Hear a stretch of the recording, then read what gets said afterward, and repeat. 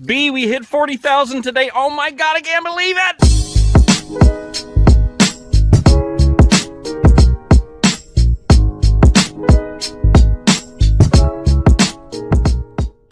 Guys, I am so totally blown away. We hit 40,000 subscribers today on this channel. I'm just speechless. Let me first just start out by saying thank you to each and every one of you who have subscribed. Without you, we obviously wouldn't be here. I've been doing YouTube for, I think, 6 years straight. I've had a handful of different channels and done a lot of different kinds of content. And so I thought for the 40,000 subscriber special, I would just kind of run around and show you guys some places, try to mix up everything that I've done on this channel, and just kind of give you the story of how everything played out, how we got from the beginning to where we're at today. And I say we because we all in this together, yo. Seriously though, thank you guys. Thank you so much. I love doing this. I love making videos and traveling around and finding interesting things. And I so appreciate everybody who watches these videos, everybody who subscribes, gives me a thumbs up and comments, and even if you give me a thumbs down, I don't care, you can do that if you want to. It's all interaction as far as YouTube is concerned, and everybody's entitled to their opinion, so. But a lot has gone into this channel. I have done a lot of things on YouTube over these years. I'm heading out to a location right now I want to show you, but we're going to start it off by talking about this channel right here and what it originally was. This channel actually began as a reselling channel, talking about buying things cheap and selling them on eBay. Okay, wait, no it wasn't. I realized I said this wrong after I edited this entire video. So this segment you're going to hear about the reselling videos is actually what I was doing on the channel that became the Nate Guy 2 channel. After I needed to make some changes on this channel, oh my God, I think I do too much YouTube. Take it for what it is. I used to sit right there at that desk and I would do a morning show, believe it or not, talking about things that I've bought and sold on eBay, and basically just giving advice on how you could do the same thing. I was a nurse for a long time, then I quit to do eBay full-time, and that's what I did for a living for a long time before I decided to try YouTube. Anybody who's been watching for a while remembers when I put out the video where I completely redid my office.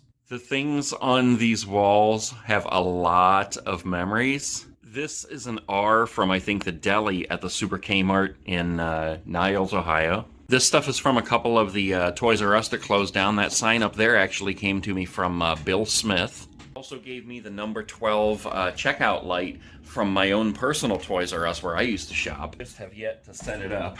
Pizza box from my very favorite pizza place in the entire world where I grew up. Pack of Winston's signed by Corey Feldman from Stand By Me. Met him at a baseball game, I think. Bill and Ted's Excellent Adventure on Laserdisc. I had this signed when I went to New York to watch Bill and Ted's Excellent Adventure with Bill S. Preston Esquire. This is a clock my friend Lenneard drew for me. I met him when I was doing the Skate Master Nate channel, which brings me right over here to this stuff. That's another picture he drew for me. Look at that. Incredible. This is a custom Skate Master Nate deck that somebody made for me from Northwest Decks.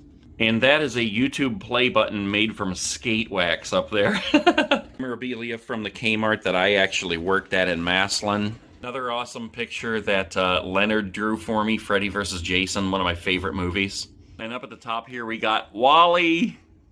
We actually took that picture together right here in front of my all my screens. I think that was the first time he ever came over, but I honestly don't remember. Stay awesome. But yeah, this is where I used to sit and do my shows about eBay.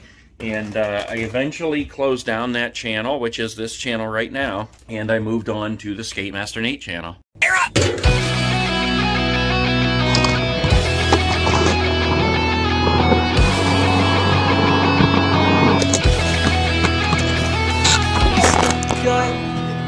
That was a pebble. So I'm not going to spend a whole lot of time on the Skate Master Nate channel, but it is part of the story, so I wanted to bring you over here to one of the skate parks that I used to skate at all the time. This is Dogwood Park in North Canton, Ohio. And I couldn't do a whole lot on these ramps. But, I mean, I used skateboarding to lose 100 pounds. And it really did work. I mean, just skating around here, pushing around the perimeter, you wouldn't believe what kind of a workout it is.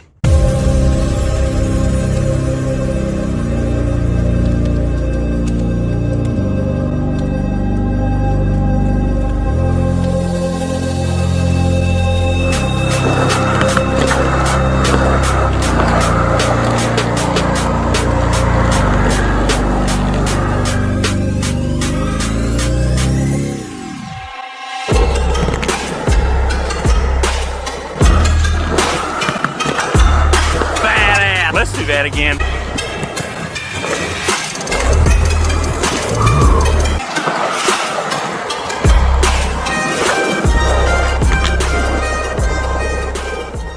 And I believe the day that I hit the 100-pound weight loss mark is the first day I actually made it over this thing here. It doesn't look like that big of a deal. I mean, you just roll up one side and down the other. But believe me, it is a lot harder than you think. It's scary because you feel like you're just going to fly off the board.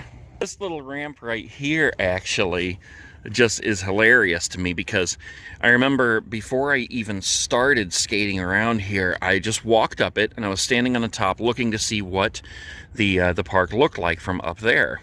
And when I was standing up there, I decided to walk back down it, but you see it's on a slope, and look at this, it's steel and it's rusty and it is slippery as all get out. Well, I stepped down from the platform onto there, and the first step, my foot slips and went right out from under me. I slammed down on there and slammed my head on the ramp. I wasn't even on the skateboard, and I was basically knocked out. Laying right here on the ramp thinking, oh my God, did I just crack my skull open? Am I on my way to the hospital and I haven't even started this?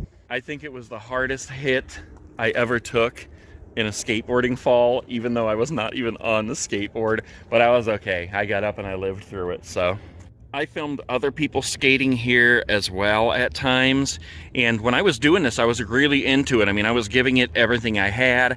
I even started a skateboarding business called Era Skateboarding. I had my own decks, my own shirts and stickers and everything. I had people skating for me all over the states.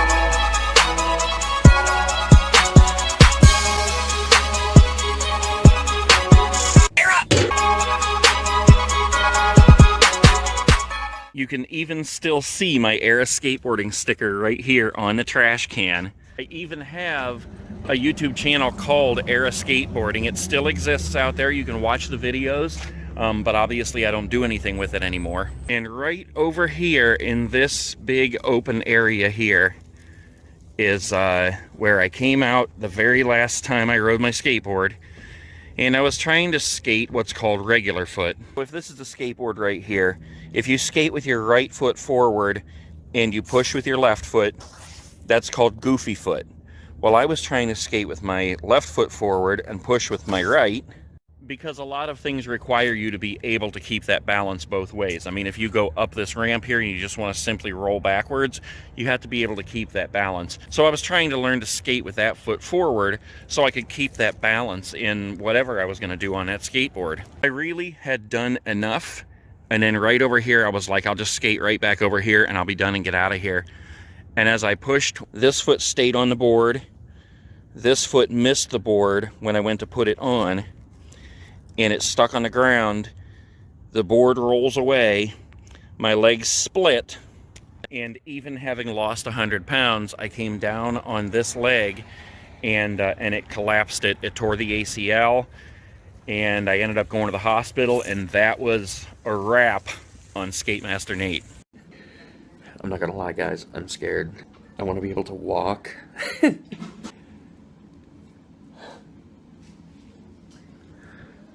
Okay, so I just had some X-rays done.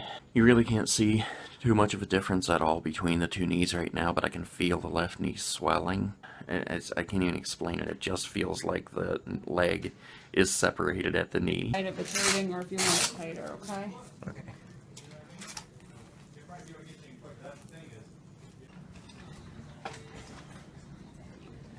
Have a good day. You too, thank you. I'll just add this little tidbit to the end of that story. I didn't have insurance, so they basically rushed me out of the hospital. They put a leg brace on me and said, hit the door. But I believe that this knee had been dislocated and was dislocated for about 2 years until I was out filming in Van Wert, Ohio. I was at a hotel. And right before I was going to bed, I decided to go downstairs and get some change to use the vending machine and get some water. And I stepped out the door, down these steps, and the leg gave out, and I went tumbling down those steps, re-injured the leg again. Ended up going to the orthopedic surgeon. They checked it out, did an MRI, and it is torn in there, but they said it's not bad enough where I have to have surgery if I can still function. And I can still function. But I'll never skateboard again, obviously. But it's just funny because it has healed up very well. And today, it is the first day in a long time that it's actually hurt.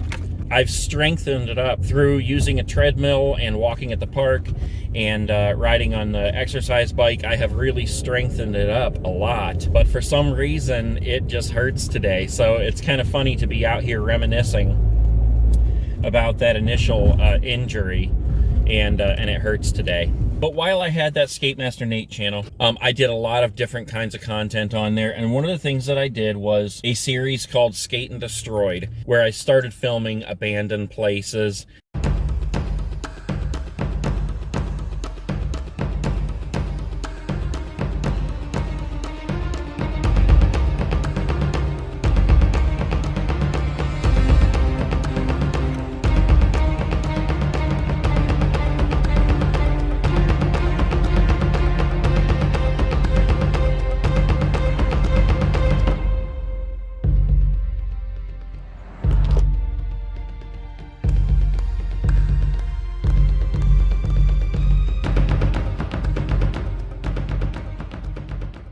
So that brings us out here to the abandoned big Kmart in Canton, Ohio on Route 62. I actually filmed this in December of 2016 on one of their very last days. I think it was supposed to be the last day that they were open to the public. And then for a few days after that, they were open for people to come in and pick up like fixtures and, you know, if they bought any carts, or, you know, just things like the clothing racks and things like that. I actually still have a whole bunch of cups that I bought from here. Popcorn cups and slushy cups, I think it was. That's the last thing I ever bought from this big Kmart. And that label scar up there never ceases to amaze me. You can see where it said Big K. Pretty awesome. And that video is pretty significant in a few different ways. That video is the one that Wally B26 saw that caused him to really start doing abandoned places and abandoned retail on YouTube. If you haven't seen his channel, hop over there and check it out. And another thing that's significant about this is that there are like a handful of people on YouTube in the comments that every time I film a Kmart, they like to say, oh, you copied off of this person, you copied off of that person. But the fact of the matter is, I was the first person to film an abandoned Kmart. This one right here in 2016, and you can look it up for yourself. Just for the record, in 2014, I filmed the abandoned Super K in New Philly. So that should put anything to rest.